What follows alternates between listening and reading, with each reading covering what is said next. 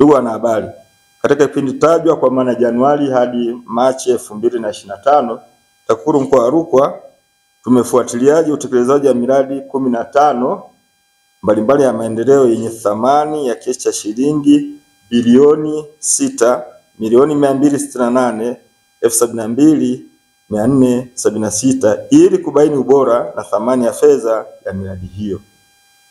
Mapungufu yaliyobainika yalitolewa ushauri na kurekebishwa. Baadhi ya mapungufu ambayo yalijitokeza ni kama ifuatavyo.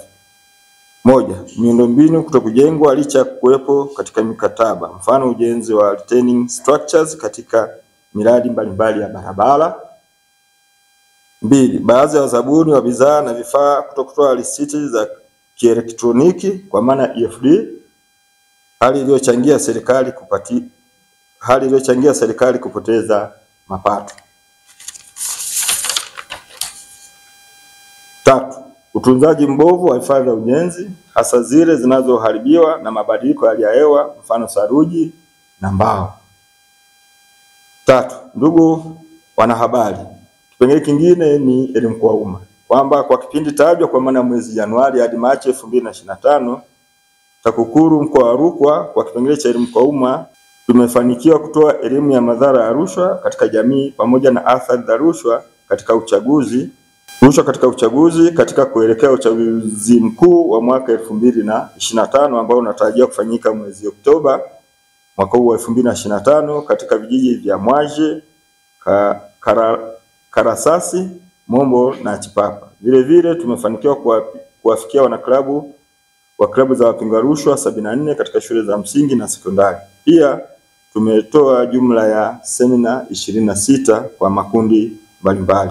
Vile vile tuliendelea na programu ya TAKUKURU Rafiki kama ilivyo utaratibu wetu, ambapo kwa kipindi cha mwezi Januari hadi Machi 2025 programu ya TAKUKURU Rafiki kero zilizopokelewa zilikuwa 102, kata zilizofikiwa ni 16, kero zilizoshughulikiwa ni 48.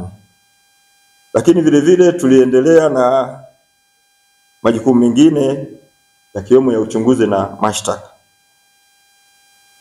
Kwa upande wa mashtaka, kesi zinazoendelea mahakamani kwa maana kuanzia Januari hadi Machi hadi sasa ni 13. Kwa kipindi tajwa kwa maana Januari hadi Machi 2025, kesi mpya 6 zilifunguliwa na kesi 2 ziliamriwa kwa maana zilifika mwisho na hukumu zitolewa, ambapo kesi hizo zote 2 tulishinda kwa maana jamhuri ilishinda kesi hizo. Lakini vile vile tulipokea malalamiko mbalimbali kutoka kwa wananchi, ambapo kwa kipindi tajwa tulipokea jumla malalamiko 79, lakini katika malalamiko hayo 29 ndio yaliyohusu vitendo vya rushwa, lakini taarifa zingine 50 hazikuhusu vitendo vya rushwa. Hivyo wananchi walishauriwa kufuata taratibu mbalimbali katika kuhakikisha hizo taarifa zinafikishwa kwenye mamlaka husika na hatimaye kupatiwa utatuzi. Ndugu wanahabari, Jamhuri ya Muungano wa Tanzania, Mungu ibariki Tanzania, Mungu ubariki mkoa wetu wa Rukwa. Asanteni sana.